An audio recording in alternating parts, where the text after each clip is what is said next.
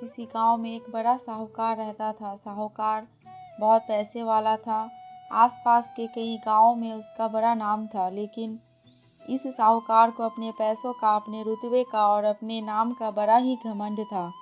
वह अपने नाम को बनाए रखने के लिए बहुत ज़्यादा सोचता था और बिना किसी के भावनाओं की कदर किए वो सब करता था जो उसे लगता था कि करना चाहिए। साहूकार को कई सालों बाद एक संतान प्राप्ति हुई। साहूकार ने अपनी इस खुशी को मनाने के लिए अपने घर पर एक बहुत बड़ा कार्यक्रम रखा, जिसमें उसने आसपास के गांव के सभी धनवान लोगों को और सिर्फ ऐसे रिश्तेदारों को जो पैसे वाले थे बुलाया था। पास के ही गांव में साहूकार की खुद की सगी बहन भी रहती थी। इन दिनों उसकी आर्थिक परिस्थिति कुछ अच्छी नहीं थी, इसलिए उसने अपनी बहन को इस कार्यक्रम के लिए नहीं बुलाया। साहूकार ने जिस कार्यक्रम का आयोजन किया था वह इतना भव्य था और इसके अलावा उसमें इतने प्रसिद्ध और धनवान लोग आने वाले थे कि इस कार्यक्रम की चर्चाएं हर गांव में होने लगी। यह खबर उस साहूकार की बहन तक भी पहुंच गई। बहन को यह जानकर बहुत ज़्यादा खुशी हुई कि इतने सालों बाद उसके भाई को आखिरकार संतान सुख प्राप्त हो ही गया। बहन ने सोचा कि भाई गलती से उसे इस बारे में बताना भूल गया होगा और अपनों को भला कोई न्योता देता है। भोली बहन ने अपने भाई के यहाँ उस कार्यक्रम में जाने की तैयारी शुरू कर दी। जिस दिन वह कार्यक्रम था उस दिन बहन सुबह सुबह ही अपने भाई के घर जाने के लिए निकल पड़ी। रास्ते में अपने पुराने मैले कपड़े देख उसे ख्याल आया कि अगर किसी और के घर जाना होता तो मैं ऐसे कपड़ों में जाने की सोचती भी नहीं, लेकिन मैं तो मेरे अपने घर, मेरे मायके जा रही हूँ। वहाँ मुझे ये सब सोचने की कोई ज़रूरत नहीं है। जैसे ही वो अपना मायके पहुँची, वहाँ का भव्य आयोजन देखकर वो बहुत खुश हो गई। उसे अपने भाई पे बहुत गर्व हुआ। वहाँ पर वो जल्दी जल्दी से अपने भाई को मिलकर उसकी खुशी में शामिल होना चाहती थी। वह तुरंत सीढ़ियाँ चढ़कर घर के अंदर प्रवेश कर गई।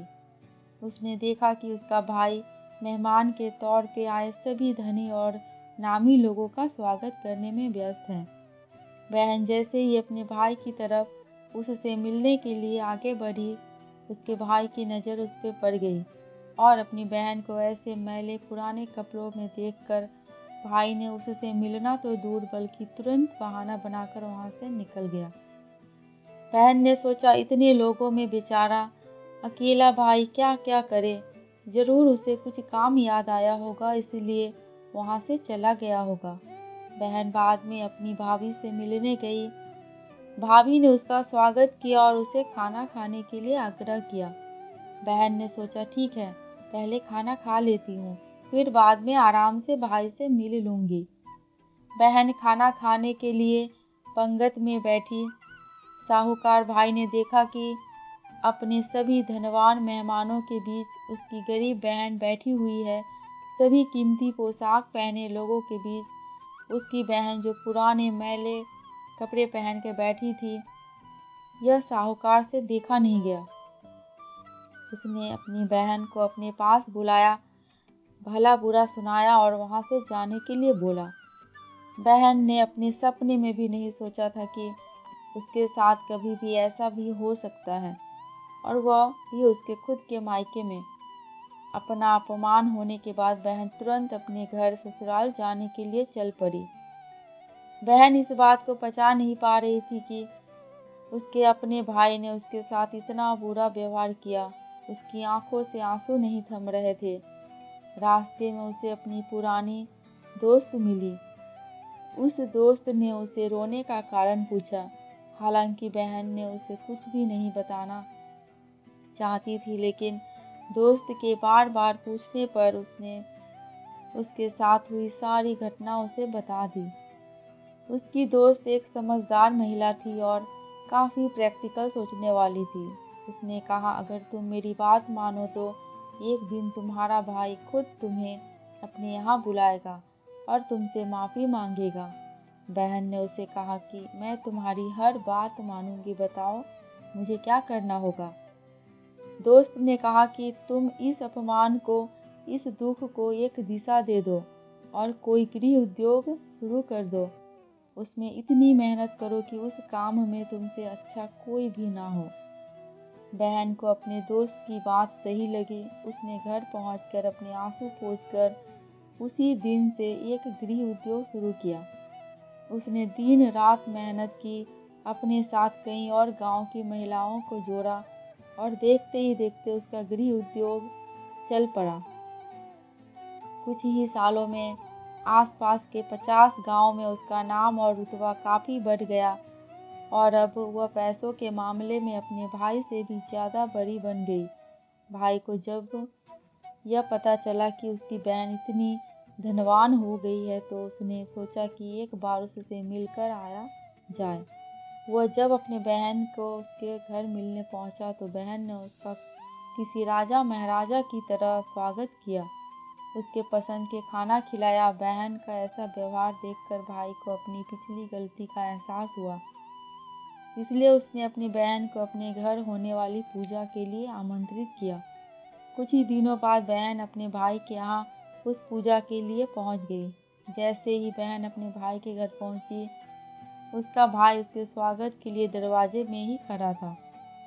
बहन अपनी महंगी गाड़ी में आई थी। उसने बहुत से कीमती साड़ी और उससे भी ज़्यादा कीमती गहने पहन रखे थे।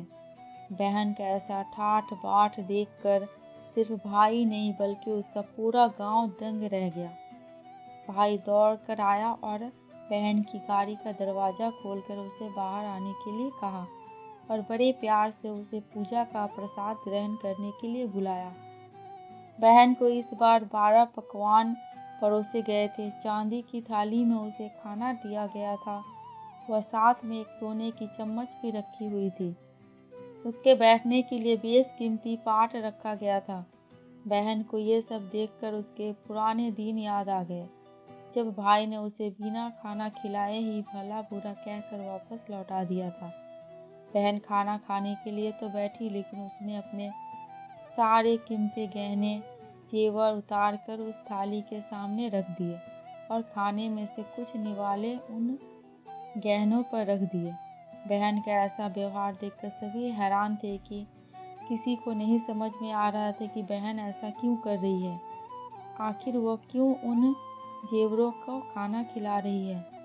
जब सभी ने उससे पूछा कि वो क्यों ऐसा कर रही है, तब बहन ने सबके सामने बताया कि आज जो उसका इतना मान सम्मान हो रहा है वह दरअसल उसका नहीं, उसके इन्हीं कीमती गहनों का, कपड़ों का हो रहा है, क्योंकि मैं तो अभी भी वही पुरानी साहूकार की बहन ही हूँ।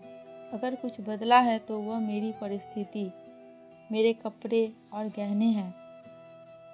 भाई ने अपनी गलती का एहसास होने पर इस बार अपनी बहन के पैर पकड़कर माफ़ी मांगना शुरू किया।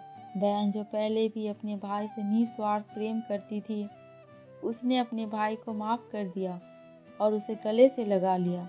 दोस्तों, पैसे सिर्फ हमारे जीवन को सरल बनाने के लिए है, जबकि रिश्ते जीवन में मिले किसी वरदान की तरह हैं।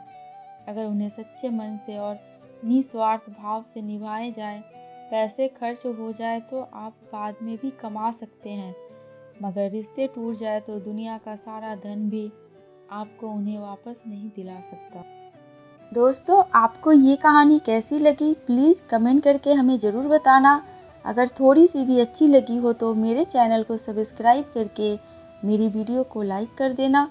अंत तक वीडियो में बने रहने के लिए आपका बहुत बहुत शुक्रिया।